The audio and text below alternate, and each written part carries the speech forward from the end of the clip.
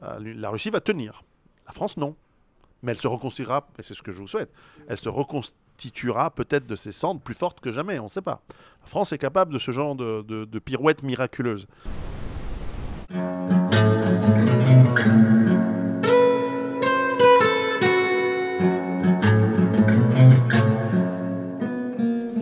Bonjour chers auditeurs de Radio Lorraine Enragée, amis lorrains et amis d'ailleurs, vous êtes toujours les bienvenus sur les ondes du Terre-Terre Lorrain.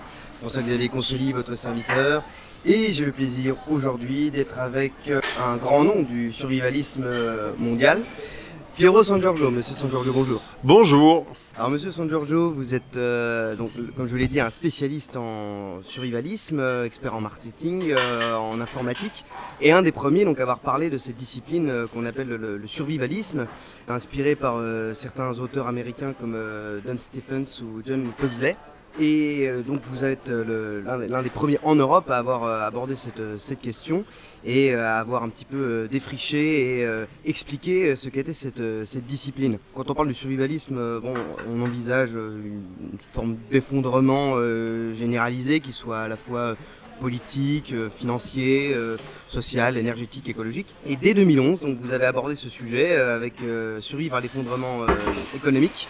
Vous envisagiez un effondrement en 2025 ? Entre 2020 et 2022, en tout cas comme étant le début. Donc nous y sommes. Donc nous y sommes, là, nous sommes en 2020, juin 2020, donc nous y sommes. Vous avez poursuivi sur votre lancée avec Rue Barbare en 2012, NRBC, nucléaire, radiologique, bactériologique et chimique en 2016. Tout ça aux éditions Culture et Racines. Et vous revenez aujourd'hui avec QCP, une histoire de survie, on en entendra. Alors, première question assez simple, est-ce que comment définir en quelques mots le survivalisme aujourd'hui, puisque c'est un mot qui revient souvent, même dans les médias dits mainstream, et c'est un mot, en tout cas une expression à laquelle on peut rattacher un petit peu tout et n'importe quoi. Alors c'est vrai que, tout d'abord merci de me recevoir, mais c'est vrai que depuis les années 50, venant des États-Unis, notamment à l'époque où il y avait une crainte de guerre nucléaire entre l'Union soviétique et les États-Unis, et qui a continué pendant les années 60 et jusqu'à la fin des années 80, eh bien, sous l'esprit probablement pionnier des Américains et de cette volonté de vivre dans la nature, le mouvement survivaliste s'est mis en place comme étant une manière de vivre en alternative, mais aussi de survivre à, tout d'abord, cette guerre nucléaire. Et puis, petit à petit, ces mouvements, avec de nombreux auteurs, et finalement pas que des théoriciens, mais aussi des gens qui l'ont mis en pratique, des praticiens, s'est mis en place pour devenir une préparation à plus que la guerre nucléaire, mais à toutes sortes d'événements qui peuvent faire s'effondrer la société, en tout cas éliminer ce qu'on considère comme le mode de vie normal. Donc ça peut inclure à la micro-échelle l'incendie de votre maison, auquel vous faites face par le fait d'avoir un petit peu d'argent dans un coin, pour pouvoir redémarrer et pour pouvoir tenir le coup pendant un certain temps. Ça peut être finalement la survie à des catastrophes naturelles, chose à laquelle les États, y compris l'État français, vous préconisent de préparer 48 heures un sac avec 48 heures de nourriture, d'eau, de lampes, de batteries et de couvertures en cas, par exemple, d'inondation ou d'intempéries majeures avec coupure d'électricité, perte de possibilité d'aller se ravitailler en nourriture, en eau, etc. Ou ça peut aller sur des événements, bien sûr la guerre reste toujours une possibilité, mais surtout aujourd'hui des événements de type effondrement économique, c'était le titre de mon premier livre, où nous voyons par exemple les systèmes d'approvisionnement qui se grippent ou qui s'arrêtent et qui forcent la population à être même démunie et donc avec les risques de panique et de violence qui vont avec. Nous venons de vivre en cette année 2020 un certain nombre d'événements qui ont déjà un peu tout ça, réveillé pas mal les gens, et c'est sûr que j'ai remarqué que les détracteurs que je pouvais avoir il y a encore quelques années et qui me disaient mais non, il n'y aura jamais d'effondrement, mais non. Là, entre les incendies et les accidents du type le Brisol à Rouen pour la partie problème chimique, entre les pandémies avec des confinements qui amènent une réflexion sur la partie biologique et des pandémies évidemment, mais aussi sur l'hypothèse d'une rupture des cycles d'approvisionnement que l'on a frôlé mais que nous n'avons pas eu, fort heureusement. Eh bien, les gens se disent « Ouh là là, il me manque du papier toilette, il me manque de quoi manger. Que se passerait-il si, en plus de tout ça, les supermarchés venaient être vides ?» On ajoute depuis quelque temps des émeutes gauchisto-raciales aux États-Unis et en tout cas des manifestations, parce que nous n'avons pas vraiment d'émeutes en Europe. Et ajoutons encore à cela l'insécurité qui est rampante dans les grandes villes du monde occidental en général, eh bien vous avez une situation qui commence à donner crédit à mes thèses, qui ne sont pas des prédictions, mais qui sont plutôt des avertissements, qui sont plutôt des alertes pour dire attention, nous sommes dans un monde qui est quand même fragile, qui est dépendant d'un certain nombre de fonctionnements, chaînes d'approvisionnement, de chaînes logistiques, de systèmes d'infrastructure, type électricité, eau courante, etc., qui doivent fonctionner à la perfection tout le temps, faute de quoi on rentre dans un inconnu qui est très déstabilisateur au niveau psychologique et qui nous amène à des comportements de panique, parfois d'agressivité, parfois aussi d'entraide, il ne faut pas le nier, mais qui sont très déstabilisants.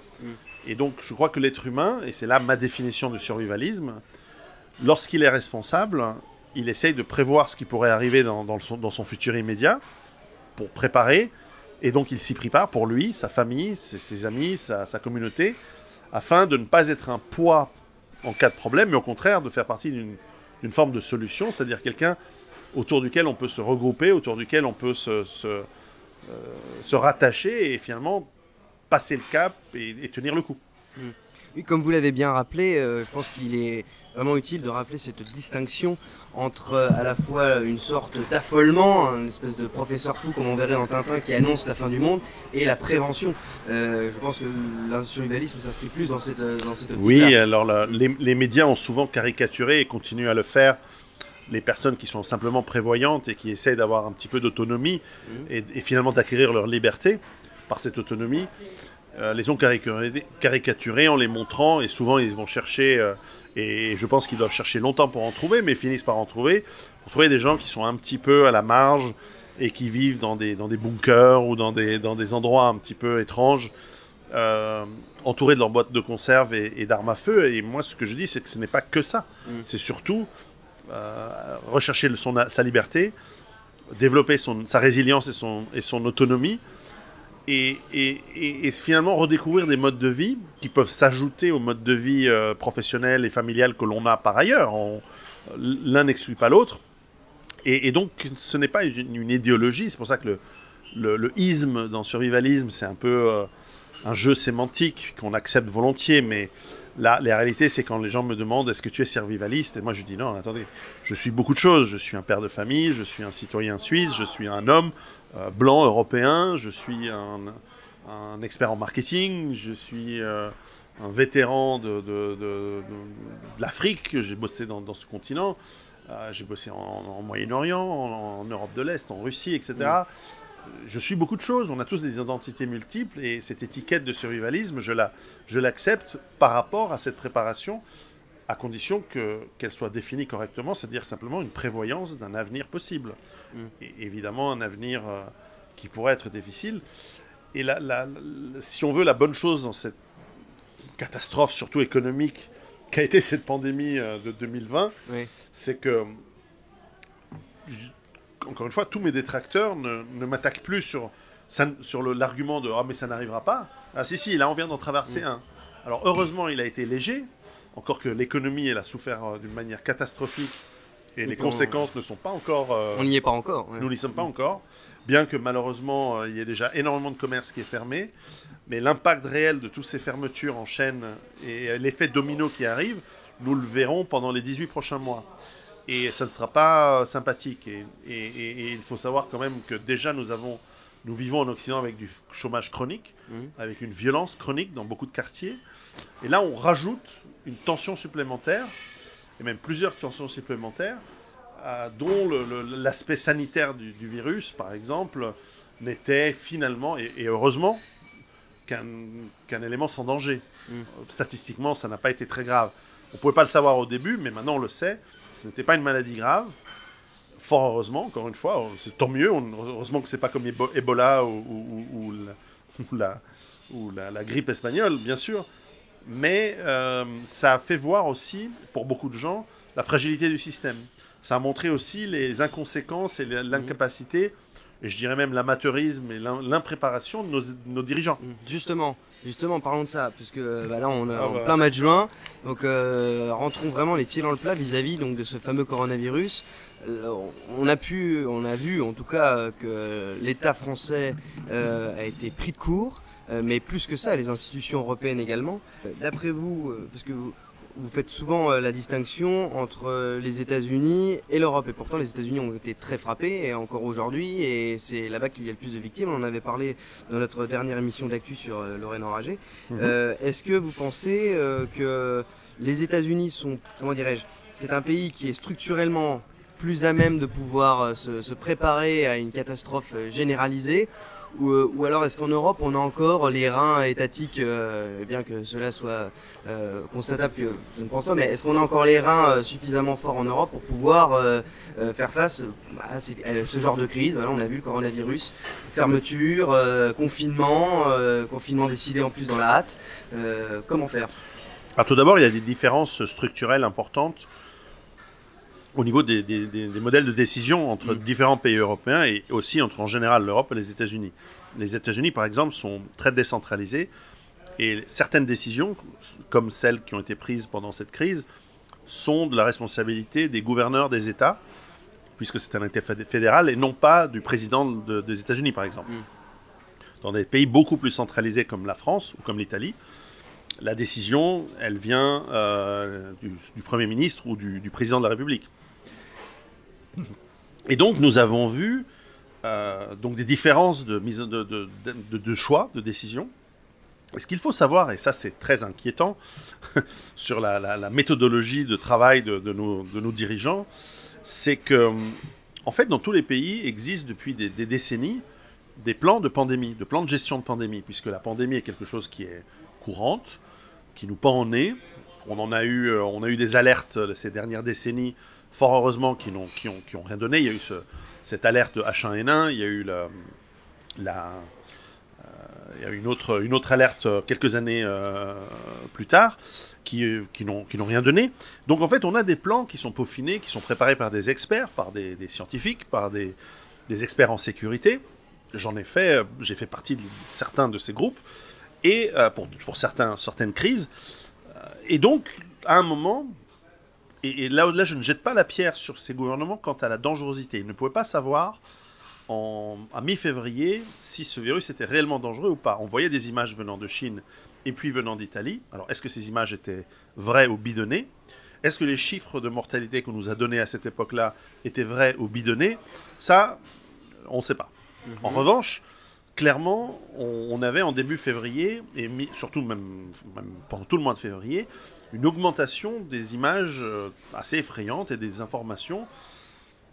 Et probablement il y a eu exagération, on le sait aujourd'hui, mais enfin, qui ont pu amener nos décideurs à dire « Ok, on va faire face à une pandémie », et ils ont dû demander « Bon, qu'est-ce qu'on fait ?» Et à ce moment-là, leurs conseillers, leur administration leur dit bah, « Ça tombe bien, on a un plan. C'est un plan qui est validé par l'armée, par les forces armées, qui est un plan qui est validé par les services de santé militaires ou les plus hautes autorités, le Conseil national de sécurité, ça dépend des pays. Et donc, ils nous ont posé à un moment sur la table du président de la République ou du président de la Confédération helvétique ou de la chancelière de la République fédérale allemande ou du Premier ministre. Ils ont reçu plus ou moins un plan qui est très similaire en tout point, puisque d'ailleurs, Taïwan, la Corée du Sud, Singapour, par exemple, le Japon, ont appliqué le plan. Ils ont immédiatement appliqué le plan. Ce plan consiste, en quelques mots, de fermer les frontières pour empêcher la propagation, le fait de faire venir la possible maladie. Ensuite, de conseiller à la population de se protéger, de protéger les autres en portant notamment des masques de protection, etc., surtout dans les transports publics.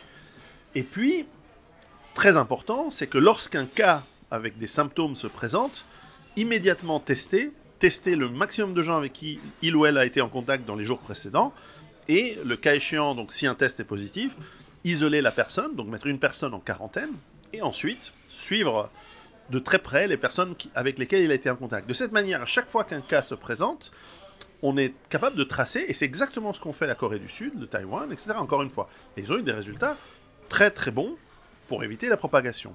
Eh bien, dans beaucoup de pays occidentaux, quand on a présenté ces plans, visiblement, ils les ont pris et les ont jetés, et ils ont dit, j'ai une meilleure idée, on va improviser. Allons-y. Et comme ce ne sont ni des médecins, ni des spécialistes de sécurité, d'ailleurs souvent ce sont des spécialistes en rien du tout, eh bien, nous avons des ministres, des porte-paroles qui racontent n'importe quoi.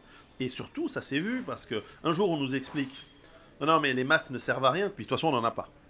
Puis 2 semaines plus tard, attention, c'est obligatoire de porter un masque, attention, on va vous mettre des amendes. On l'a vu, l'incohérence et donc cette incohérence montre un amateurisme et une nonchalance, et heureusement que cette maladie n'était pas grave. Si on avait eu des taux de mortalité de 2 ou 3% au lieu d'avoir des 0,05, ça aurait été une hécatombe. Et là, on aurait risqué réellement des ruptures sévères, puisqu'à ce moment-là, les camionneurs ne veulent pas livrer les villes où il y a beaucoup de gens. Et donc, ils ont inventé cette histoire. Alors, je me demande s'il n'y a pas eu une pression de certains lobbies, notamment des milieux de la pharmaceutique, ou des laboratoires médicaux, ou de certaines associations qui poussent des projets de vaccination de l'ensemble de la population sur certains... En tout cas, il y a eu beaucoup d'argent en jeu. Je me demande s'il n'y a pas eu des pressions, mais je ne peux pas le prouver, donc je vais laisser planer le doute, mais il y a eu une gestion totalement incohérente et incompétente de la chose. Alors, mais ce qui serait intéressant quand même, ce que vous dites, ça veut dire que les dirigeants européens avaient un plan d'action qu'ils pouvaient appliquer, et ils ne l'ont pas fait. Alors, bon, vis-à-vis des frontières, par exemple, on peut supposer que c'est par idéologie. Bien sûr. Mais d'un autre côté, ils ne l'ont pas fait parce qu'ils estimaient qu'ils avaient la solution, quand bien même ils avaient la solution tout en ne sachant pas quoi faire. Alors probablement que quelqu'un leur a glissé cette histoire de confinement dans l'oreille, parce que comment se fait-il que un grand nombre de pays décident de confiner tous en même temps. Et d'ailleurs, ça a ajouté à la psychose générale, y compris pour moi, parce que je m'y connais un petit peu. J'ai coécrit un livre sur notamment les problèmes de pandémie. Donc, dans ce livre NRBC, on parle de préparation aux catastrophes, évidemment, nucléaires, chimiques, mais aussi biologiques, et ça inclut surtout les pandémies. Et donc, moi, je m'attendais, et puis j'ai des contacts dans les forces armées qui m'ont téléphoné une semaine avant la mise en place du confinement, et ils m'ont dit, écoute Pierrot, visiblement on va pas appliquer le plan qui est prévu. Ça a l'air d'être beaucoup plus grave, puisqu'on va demander à tout le monde de rester chez soi.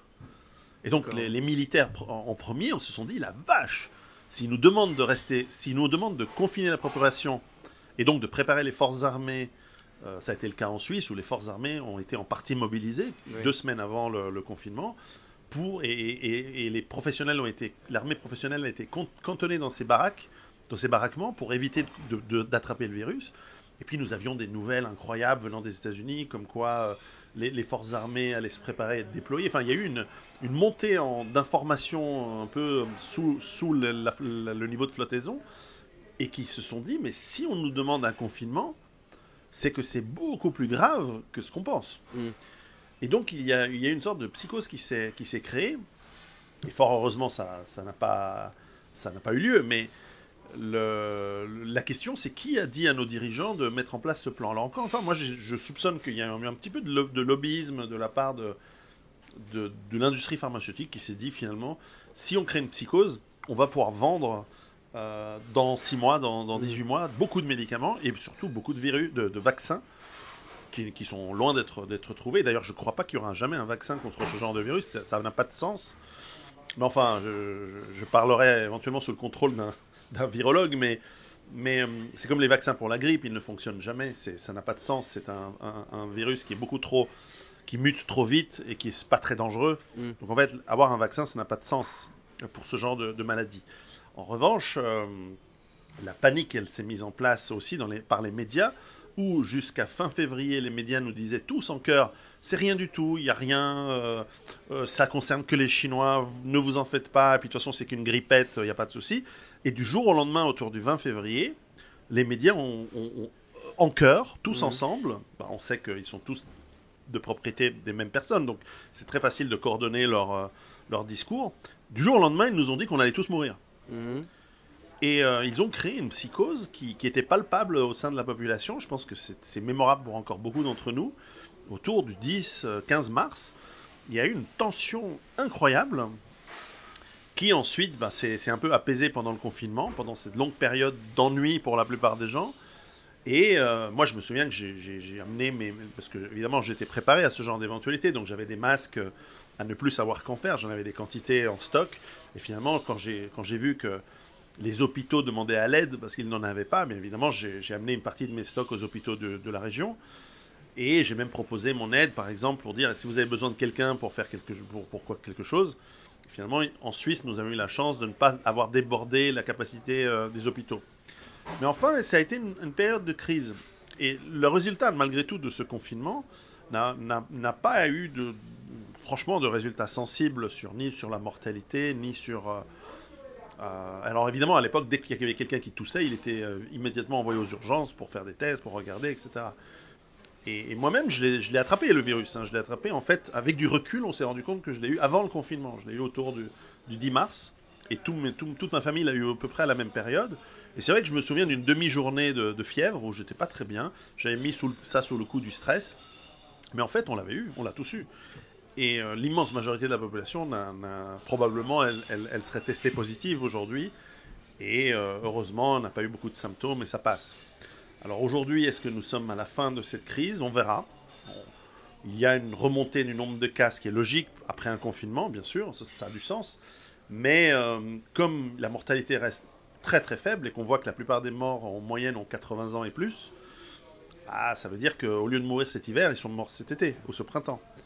Donc ça change rien en réalité à la réalité. Après, il y a eu des subtilités assez néfastes, comme par exemple le fait d'avoir interdit les visites aux personnes âgées dans les endroits où elles sont, par exemple. C'est psychologiquement très dur pour ces personnes âgées. Combien sont peut-être mortes de chagrin de ne plus avoir leurs habitudes et de voir leurs petits-enfants. C'est des petites choses comme ça qui détruisent parfois une fin de vie. Mais bon, ce sont des drames à la limite individuels. Mais statistiquement, la mortalité n'est pas très grande. Et puis encore, il faut mettre en doute. Alors là, évidemment, je ne prêche pas pour ma paroisse, mais il faut mettre en doute aussi les chiffres qu'on nous donne. On a eu maintenant, on le sait, des cas en Italie où de nombreuses personnes qui sont mortes de causes autres que le virus ont été comptabilisées comme étant mortes du virus. Alors, est-ce que ça a été fait parce que les hôpitaux voulaient un petit peu plus d'argent, ils voulaient montrer qu'ils faisaient du bon boulot? Il y a probablement eu une sorte d'enthousiasme morbide sur cette histoire. Mais en fait, on se rend compte que c'est pas grand-chose. Il faut savoir que dans le monde, je suppose que dans un pays comme la France, avec 70 millions d'habitants, la mortalité naturelle par année doit être autour de 1% de la population, puisque à peu près, donc ça veut dire qu'il y a à peu près 700 000 morts par an.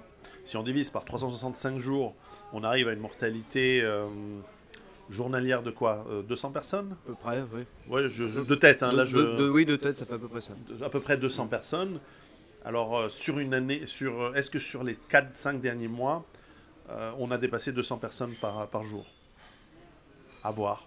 Ça, on peut vérifier très bien avec les chiffres qu'il y a eu. Après, il faudrait ajouter ou soustraire les morts qui ne sont pas morts d'accident de la route parce qu'ils n'ont pas pris la route. Il y a des petits ajustements statistiques qu'on peut faire. Et aujourd'hui, on a, je pense, assez de recul pour voir si oui ou non, il y a eu une surmortalité particulièrement forte cette année ou pas. Après, il y a toute une réflexion philosophique qui, là aussi, ne prêche pas pour ma paroisse, qui est celle de se préparer à ce genre de choses. C'est aussi celle de dire qu'à un moment, de toute façon, on va tous mourir tôt ou tard, et qu'il faut aussi savoir bien vivre, c'est savoir mourir. Et qu'à un moment, il ne faut pas non plus trop avoir peur. Mais enfin, cette période a été un exercice en grandeur nature très intéressant et certainement a amené énormément de gens à s'intéresser à mon travail. Vous aviez raison, vous avez raison en tout cas lorsque vous évoquez le confinement. Beaucoup la plupart des pays européens donc ont pratiqué le confinement, pas tous.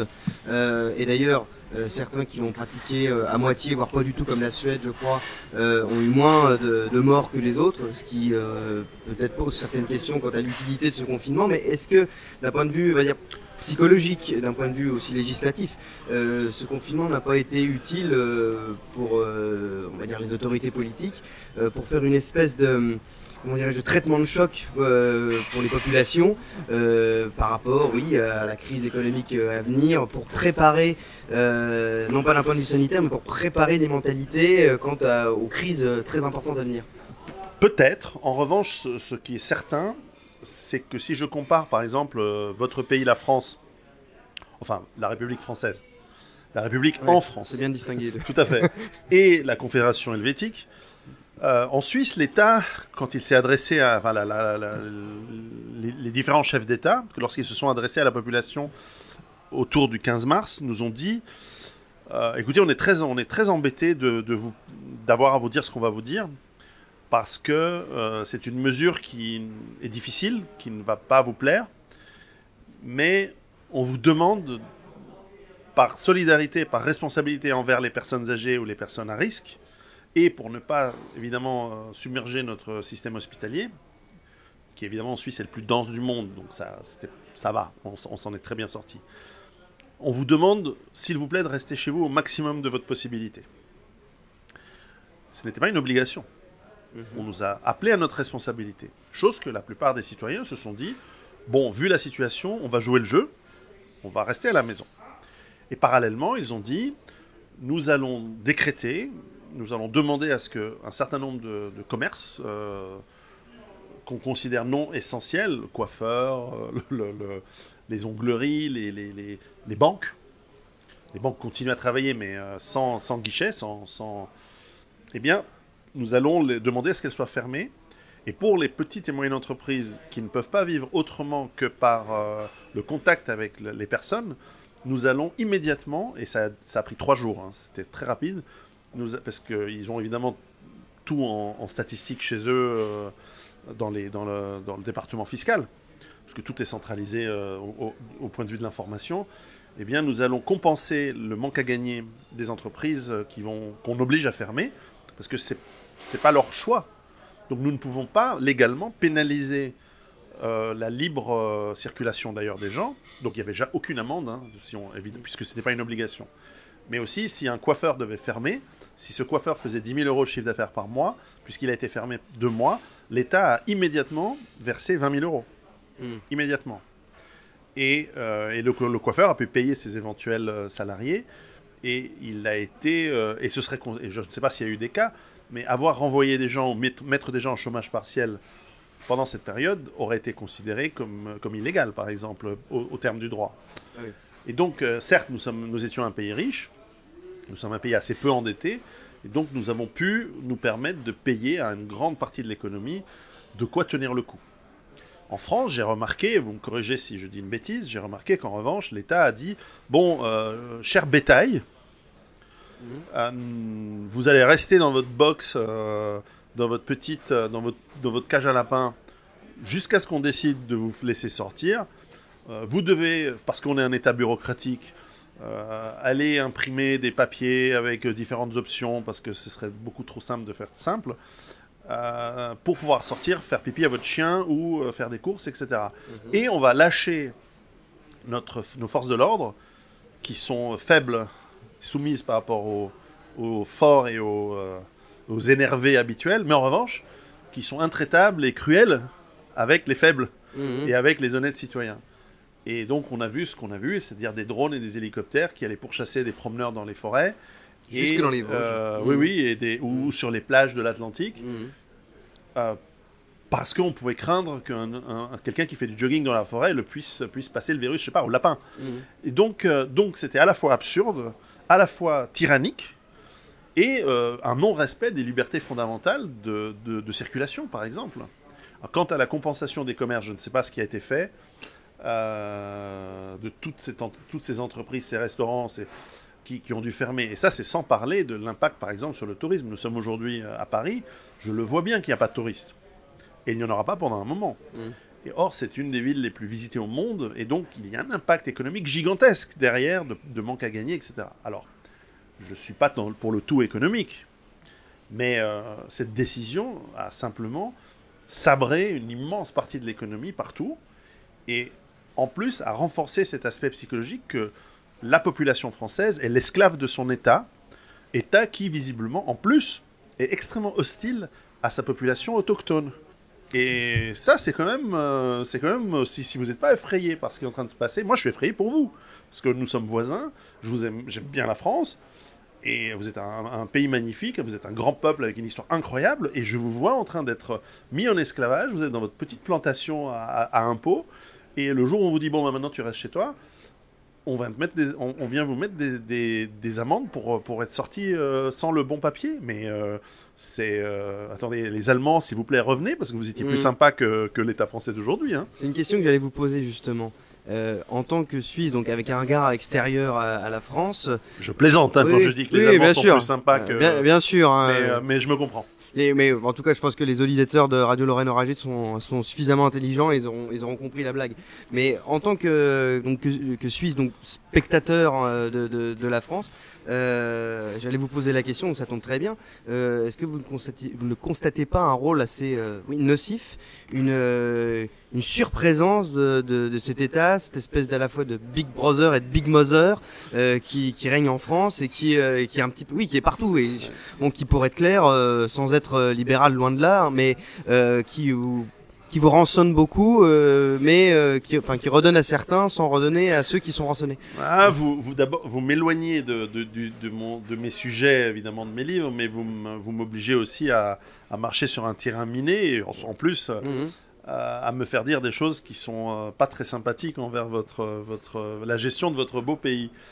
Et je crains que malheureusement, d'abord, l'État français ne peut pas être ignoré puisqu'il est omniprésent, il est partout. Il faut remonter à l'Union soviétique pour trouver un État avec une présence aussi pléthorique. Et probablement que la France d'aujourd'hui a un État qui pèse en proportion aussi lourd que celui de l'Union soviétique dans l'économie mixte qu'était celle de l'Union soviétique. Donc, alors certes, vous êtes un pays plus prospère, plus riche, parce que vous vivez sur l'inertie d'une prospérité de plusieurs siècles, et c'est très bien. Mais j'ai surtout l'impression que l'État stratège a été remplacé par un État parasite, un État corrompu, je pèse mes mots, un État dont le Nigeria n'a rien à envier. Hein. Donc c'est vraiment il y a une corruption incroyable et endémique, surtout ici à Paris. On le voit très très bien au niveau de certaines choses que je ne peux pas dire pour éviter qu'on m'attaque pour diffamation, mais enfin ça se voit de manière assez claire. Et un État qui surtout considère son peuple comme du bétail qu'on peut traire sous forme de fiscalité et qu'on met sous domination, sous forme d'allocation en réalité, sous forme de dépendance, une dépendance liée à l'argent gratuit, à cet argent pour lequel les gens deviennent dépendants. Et donc ça ressemble à une immense plantation. C'est pour ça que je trouve absurde ces gens qui se plaignent de l'esclavage alors qu'ils sont encore esclaves aujourd'hui.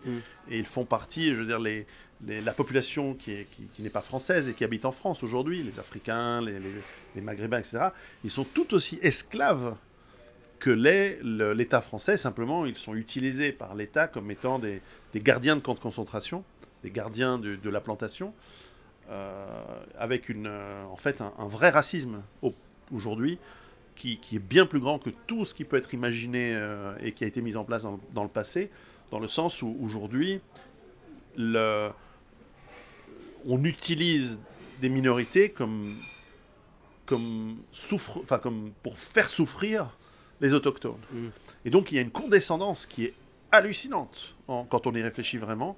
Et les antiracistes sont les pires des racistes, déjà par rapport aux minorités qu'ils protègent soi-disant. Donc déjà, quelle idée de protéger des gens sans qu'ils aient rien demandé. Donc déjà, il y a une condescendance abominable. Mais en plus, il y a clairement une volonté d'amplifier l'esclavage auprès des populations autochtones, des blancs, quoi, pour l'être dit crûment. Alors ça, je ne parle pas trop de ces choses-là dans mes livres, parce que je parle plutôt d'économie et de technique, de mise en place d'autonomie, etc. Mais je dois le constater que la France est un pays qui est devenu effrayant, d'un point de vue philosophique et d'un point de vue structurel. Ce n'est pas le seul. L'Angleterre, enfin, le Royaume-Uni, le Benelux, l'Allemagne et de plus en plus les États-Unis, ce qui est effectivement aussi très alarmant, sont en train de prendre cette voie d'une forme de totalitarisme, certes un peu mou, mais enfin les Gilets jaunes, ils ont remarqué que ce n'était pas tout à fait mou non plus, et qui est une... Comme on l'a dit, mou pour certains, ouais, moins mou pour certains, mais d'autres. voilà, et qui est sur une voie extrêmement dangereuse de totalitarisation, Oui. chose dont même Michel Onfray en parle dans son dernier livre. Il compare le système français à 1984 d'Orwell, ce qui est quand même pas rien pour quelqu'un qui vient de la gauche. Hein. Donc l'État devient presque aujourd'hui le danger numéro un pour la population française. Et je crois que certainement pas dans l'Ancien Régime, mais ni dans la République telle qu'elle a été appliquée au XIXe siècle et jusqu'à on va dire, les années 70, même la République n'a pas été aussi totalitaire. La dernière fois, il faut remonter à la Terreur. Il faut remonter à la Vendée et à la répression de 1700, voilà, autour de 1793-94, même jusqu'à 96, si je ne m'abuse, pour retrouver une telle violence. Enfin, et comme voisin, vous me faites un peu peur. Alors, vous me fournissez ma transition, on va en parler, dire quelques mots. En ce moment, aux États-Unis, depuis l'explosion de l'affaire George Floyd, on a donc des manifestations, on va dire ethniques, qui secouent le pays. On voit bien qu'il y a un affrontement clair entre une population plutôt citadine et des gens, on le voit notamment sur Twitter, on le voit moins dans les médias mainstream, c'est sûr, mais on le voit beaucoup sur d'autres réseaux. Est-ce que, et là on retombe aussi sur vos thèmes, est-ce que cette guerre raciale qui est en train de s'instaurer aux États-Unis et qui arrive en France, comme souvent avec les merdes qui nous sont envoyées aux États-Unis, est-ce que vous pensez que ça va perdurer dans le temps? Est-ce que ça va être une logique de sécession qui va s'installer dans les pays européens, parce qu'il n'y a pas qu'en France que ça s'installe, et à terme, est-ce qu'on va arriver à une forme de guerre civile? Alors, en fait, le terme de guerre raciale est, à mon avis, impropre, parce que lorsque l'on regarde un peu ces manifestations, vous avez quelques militants, effectivement, de minorités ethniques. Vous avez beaucoup de voyous qui utilisent l'opportunité pour piller, violer, voler, bon, classique. Et vous avez quand même beaucoup de petits bourgeois blancs, marxistes, ou se disant marxistes, mais ils n'ont probablement jamais lu une seule ligne de Marx, ni d'autres auteurs, et qui sont dans ce paroxysme d'iconoclasme, en déboulonnant des statues, en voulant changer le nom des rues, et qui rappellent la puissance physique en moins, qui rappellent les talibans, qui rappellent les extrémistes religieux les plus fous du 15e, du 16e siècle. Pour ceux qui ont peu d'histoire, allez voir les révoltes de Münster en Allemagne, c'est assez rigolo. Un livre excellent là-dessus, par exemple, pour ceux qui connaissent, c'est L'Empereur du dernier jour. C'est des fous protestants qui ont mis en place des sectes millénaristes totalement démentes au début et au milieu du XVIe siècle. Et vous avez ces jeunes marxisants, gauchistes qui n'ont jamais lu de bouquin, qui se font des révolutionnaires en herbe. Et en face, l'État recule. Il n'agit pas, alors que ce serait expédié en quelques minutes. Et donc, on peut se poser la question, c'est quand on regarde qui est l'État, parce qu'encore une fois, aux États-Unis, c'est décentralisé, donc l'État en question, ce sont les municipalités, qui sont toutes de gauche, enfin des démocrates aux États-Unis. Dans tous les endroits où il y a eu énormément de manifestations, Seattle, Minneapolis, New York, Chicago, sans exception. C'est démocrate. Et où les responsables de la police, ou voire les maires des villes, sont des noirs ou des progressistes. Et donc, on ne peut se poser la question si ce chaos n'est pas, et j'en suis certain, ce chaos est planifié, organisé, quitte à faire du mal. Et encore une fois, on voit là le vrai racisme de la gauche, le vrai racisme des progressistes, qui finalement sont prêts à sacrifier leur plantation, c'est-à-dire, c'est une plantation pour des votes, c'est-à-dire des minorités qui, effectivement, économiquement souffrent énormément aux États-Unis, notamment les Afro-Américains, qui sont mis sous pression par l'immigration de masse des Latino-Américains qui sont plus travailleurs et qui sont prêts à travailler pour moins cher, et au black, si je puis dire, et qui remplacent et qui éliminent et qui font du mal aux communautés afro-américaines d'un point de vue économique, alors que ces communautés sont déjà fragiles par leur très haut niveau de criminalité. Il faut savoir qu'aux États-Unis, sur 100 afro-américains qui se font tuer, 98 se font tuer par d'autres afro-américains. Donc il n'y a que 2% où il s'agit de quelqu'un d'autre. Et essentiellement, c'est soit des latinos dans des guerres de gang, soit effectivement, une fois de temps en temps, il y a un criminel blanc ou un policier qui a la main un peu lourde, mais c'est très rare, c'est très très rare. Et sur un pays de 350 millions d'habitants, c'est rarissime. Et donc, on sent cette manipulation, et on sent que on prend le risque, en fait, c'est l'État profond aux États-Unis, si on veut, prend le risque de démonter une grande partie de son économie, parce qu'à la pandémie, ils ajoutent maintenant des émeutes, et donc ils sont en train de ravager le centre-ville aux États-Unis. Et les centres-villes américains ne sont pas comme les centres-villes français ou européens, avec des boutiques sympas et une bourgeoisie qui vit au centre-ville. La bourgeoisie ne vit pas en centre-ville aux États-Unis, elle vit à l'extérieur. Souvent en centre-ville, vous avez des quartiers pauvres, des quartiers qui ont été abandonnés dans les années 70 et qui ont été remplis par la force de choses par les populations les plus fragiles. Et ces populations, ce sont elles qui souffrent. Lorsque vous avez des gens qui ont trimé pendant 30 ans pour monter une épicerie et des petits comptes bourgeois viennent brûler cette épicerie, c'est pas la révolution. C'est une lutte de classe camouflée en lutte de race. Or, la majorité des Afro-Américains en ont rien à faire de tout ça. La majorité des Afro-Américains s'en fichent de l'esclavage d'il y a 400 ans. Eux, ils veulent travailler, ou essayer de travailler, ou essayer de mettre un peu d'ordre dans le chaos nihiliste de la société moderne, où 70% des enfants afro-américains naissent dans une famille monoparentale. C'est hallucinant. Oui. Et en plus, 50% des Afro-Américains ne naissent pas, puisqu'ils sont avortés. Il y a un avortement sur 2. Alors, bon, voilà, ça en dit long sur et malheureusement, ils sont pionniers, parce que ce même modèle familial est en train d'arriver chez toutes les ethnies et toutes les populations aux États-Unis. Alors, espérons que ça non plus, ça n'arrive pas chez nous, mais hélas, nous le voyons déjà dans les grandes villes. Et donc, le risque d'effondrement réel suite à ce genre de manipulation est réel, et elle est là. Je crains fort que les États-Unis se démantèlent et partent par force centrifuge dans effectivement des mouvements sécessionnistes, des mouvements séparatistes, des mouvements finalement de défiance par rapport à l'État. Si l'État n'est plus capable, rappelez-vous, le rôle de l'État, c'est d'apporter la sécurité intérieure et extérieure et de mettre en place les conditions à la prospérité. Lorsque on a une crise sanitaire, une crise ethnique, des émeutes, la police n'intervient pas. Il manque plus que 2-3 attentats terroristes pour que les gens se disent « Bon, ben, vous savez quoi ?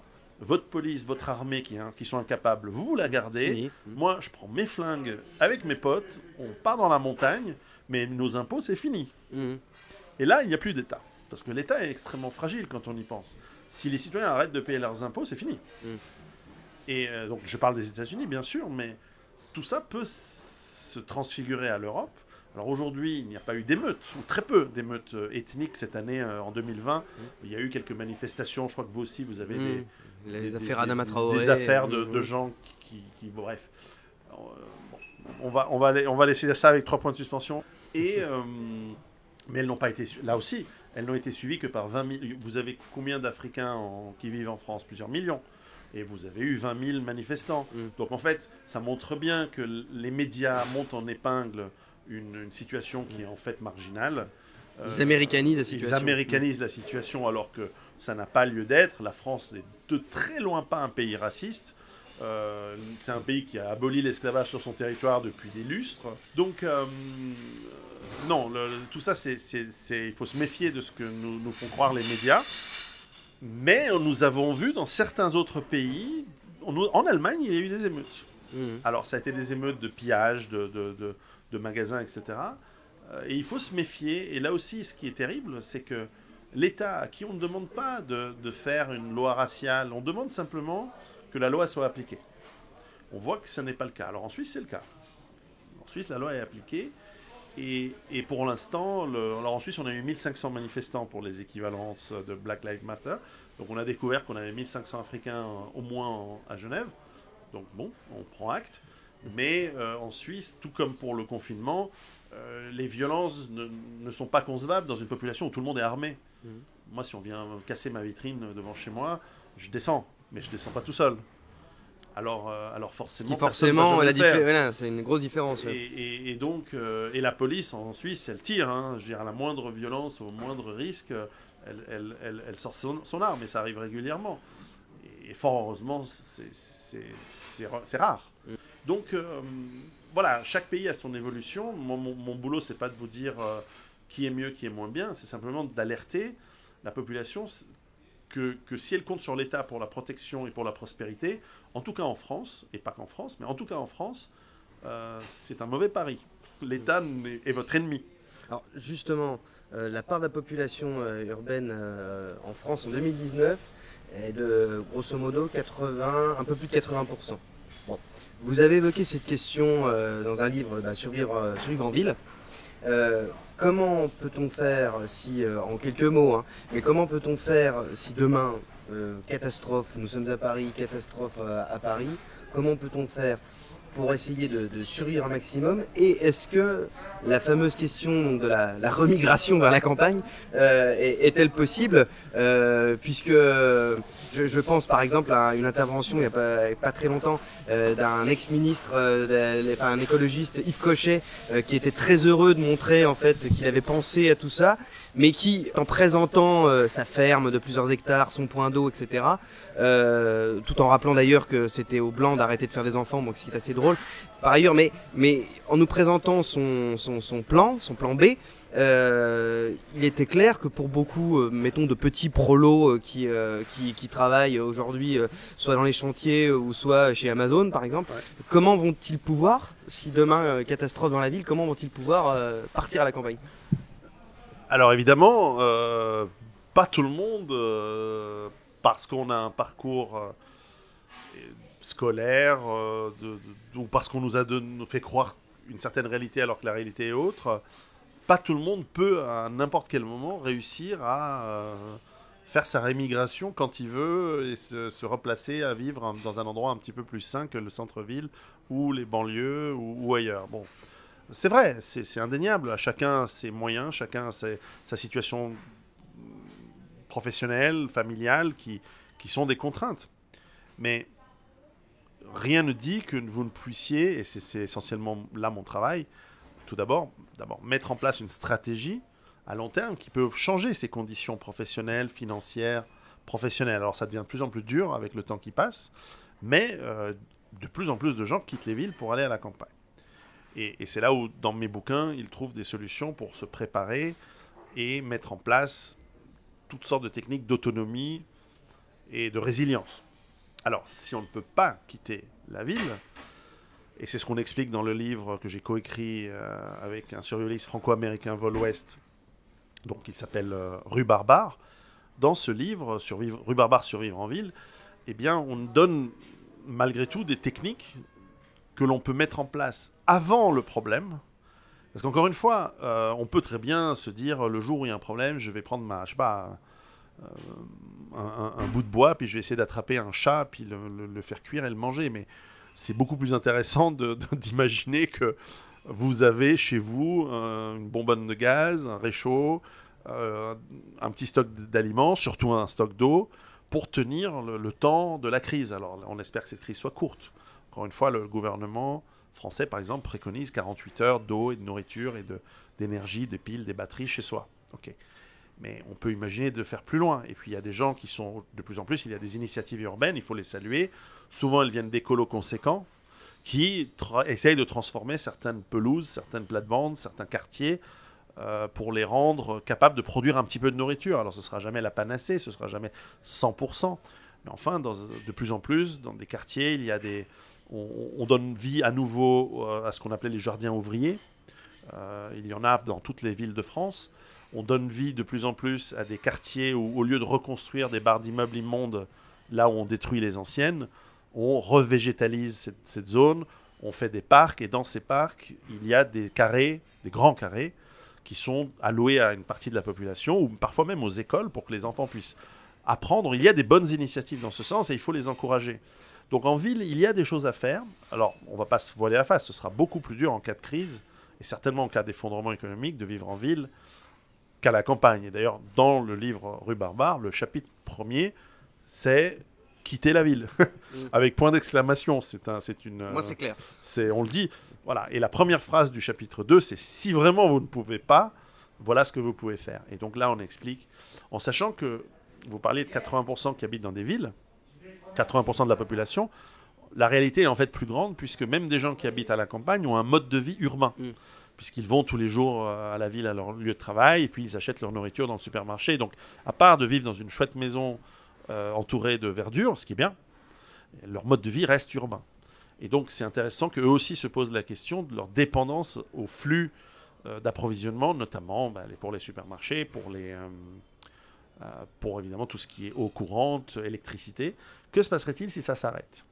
Alors, l'électricité... Alors, encore une fois, moi, comme je suis un peu carré dans mon esprit, j'ai structuré dans tous mes livres cette approche en 7 éléments. Donc, il y a l'eau, la nourriture, l'hygiène, la santé, l'énergie, les compétences, la défense et le lien social. Et ces 7 éléments se travaillent tous imbriqués, évidemment, les uns les autres. Puisque dans le lien social, il y a l'échange avec ses voisins, il y a les bonnes relations. Dans la partie défense, on inclut les voisins également, parce qu'on ne va pas défendre toute la vallée tout seul face à la criminalité ou que d'autres. On fait des patrouilles de quartier, ça existe tout ça. Pareil pour la nourriture, on ne va pas tous faire tous des carottes, des patates et des poireaux. Non, il y en a un qui fait des patates, un qui fait des... Peut-être. Et puis, il y en a un qui fait... Dans ma vallée, par exemple, près de ma ferme personnelle, à moi, où j'habite, j'ai quelqu'un qui est apiculteur, un autre qui fait des cochons, un autre qui a des ânes. Il y avait un magnifique petit bébé âne, je sais pas comment, il y a sûrement un terme technique. Il y a un bébé âne qui est né la semaine dernière, il était tout mignon, les enfants ils étaient tout fascinés. Un autre fait des moutons. Moi j'ai un pré pour les vaches de mon autre voisin, donc leurs vaches viennent sur mon pré et on se met d'accord. Et donc ces relations d'entraide, elles permettent une spécialisation, elles permettent... En fait... Je vais pas inventer l'eau chaude, hein. C'est simplement on retrouve la vie de village d'antan et l'organisation sociale très cohérente, très homogène, ce qui est en fait le lot de l'être humain qui vit en harmonie avec la nature depuis la nuit des temps. Et malheureusement, le monde moderne, il nous a amené d'abord à l'urbanisation qui a certains avantages, mais aussi des désavantages de dépendance. Et puis aujourd'hui, à la globalisation des problèmes multiethniques, multiculturels, qui nous amènent à des multiconflits. Alors ces multiconflits ils sont tenus sous contrôle par l'État-providence qui donne de l'argent à tout le monde. Enfin, malheureusement, cet argent, il faut bien qu'il sorte de quelque part. Donc, comme on peut pas, vous êtes déjà imposé à 60% en France, donc on ne peut pas vous imposer à 120%, donc on s'endette. Mais en fait, c'est ce que ça veut dire, c'est que vous êtes imposé à bien plus que vous gagnez. C'est-à-dire que vos petits-enfants devront payer les dettes, en théorie, que l'État, aujourd'hui, souscrit pour payer d'abord, se payer lui-même grassement avec des salaires mirobolants pour toute l'administration, les élus, tous ces parasites qui servent à rien en réalité. Et puis, quelques fonctionnaires qui servent, je veux dire, dans les hôpitaux et dans les forces de l'ordre, mais de plus en plus, on ne les voit pas. Et de plus en plus, c'est là où on perd l'argent. Et puis, on voit que les baisses de budget ont causé des problèmes, notamment dans le milieu hospitalier. Voilà, et puis beaucoup d'argent est donné pour faire venir des millions de gens dont l'utilité est douteuse, quoi. Et dont l'aspect criminogène est réel. Donc on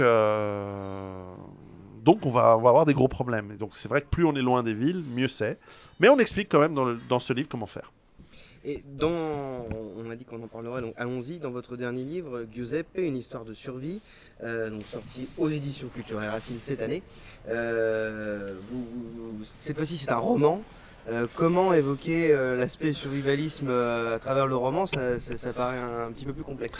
Alors, c'était un exercice qui, je crois, est réussi, qui était celui de me dire comment je peux écrire un roman et ce ne sera certainement pas le dernier, mais en tout cas pour le premier, je voulais raconter l'histoire de mon grand-père.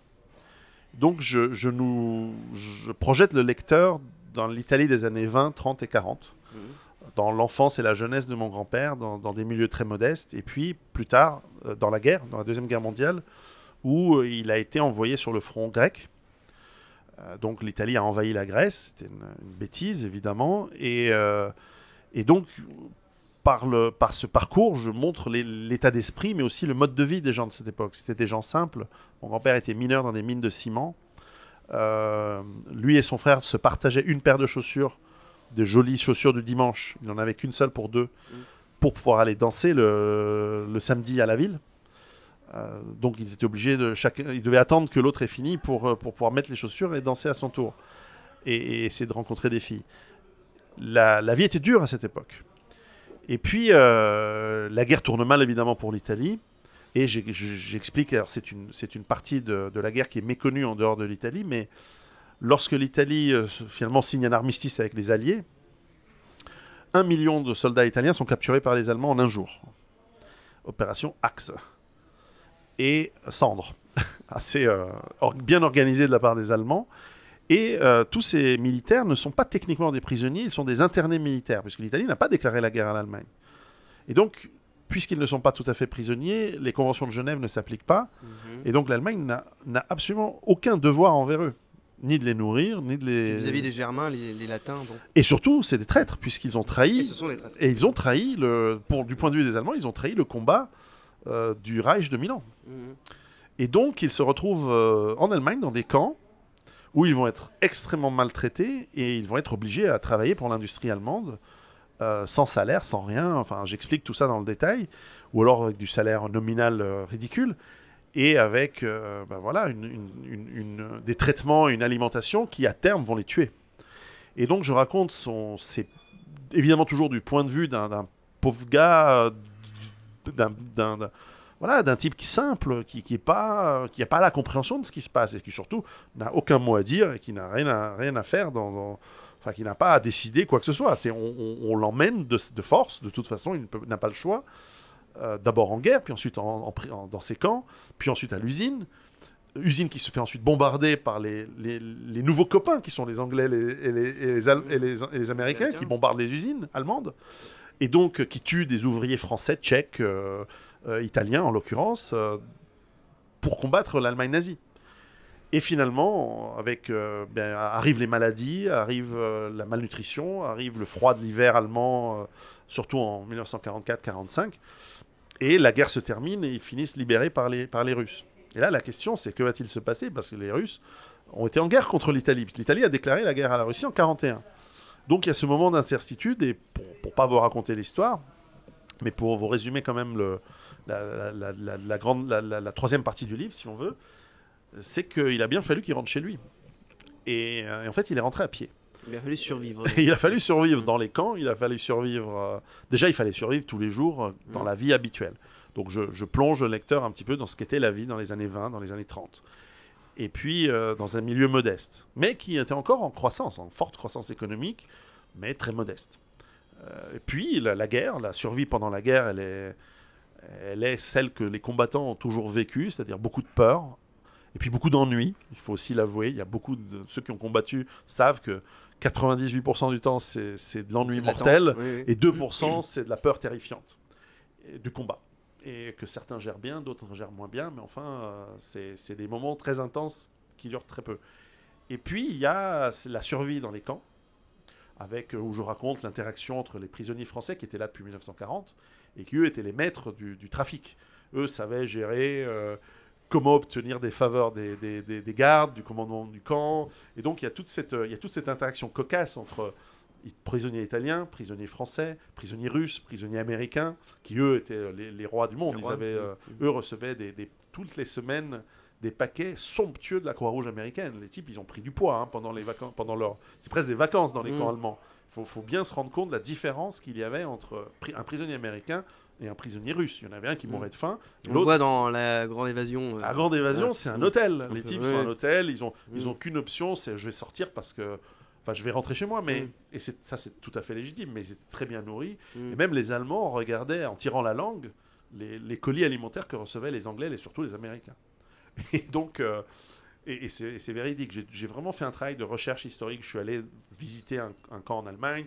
Je suis allé chercher les archives militaires de la République fédérale allemande pour avoir le nom, l'endroit exactement où il a été, etc. Et puis, voilà. Donc cette histoire, elle m'a semblé qu'elle est à la fois d'une extrême banalité de cette finalement d'un homme simple et humble qui finit dans le chaos de la grande histoire de la guerre, mais qui essaye quand même, qui a un objectif, c'est rentrer chez lui, puis retrouver sa famille, parce que c'est ça qu'il veut faire, c'est bosser, sortir, danser le samedi soir. C'est quand même quelqu'un de assez jeune. Et non, il est obligé d'être trimballé comme un fétu de paille par le courant de cette guerre.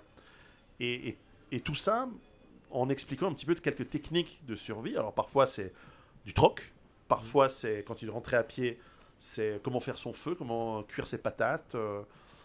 C'était tout à fait simple, mais c'est illustratif finalement aujourd'hui on a peut-être même les gens qui sont dans le survivalisme parfois ont des outils extrêmement luxueux. Moi le premier, avec des sacs à dos de technologie de dingue, des panneaux solaires pour recharger nos téléphones, alors que le type il est parti avec un sac de jute en jute avec sa patate et son sac de patates, sa petite gamelle et une boîte d'allumettes.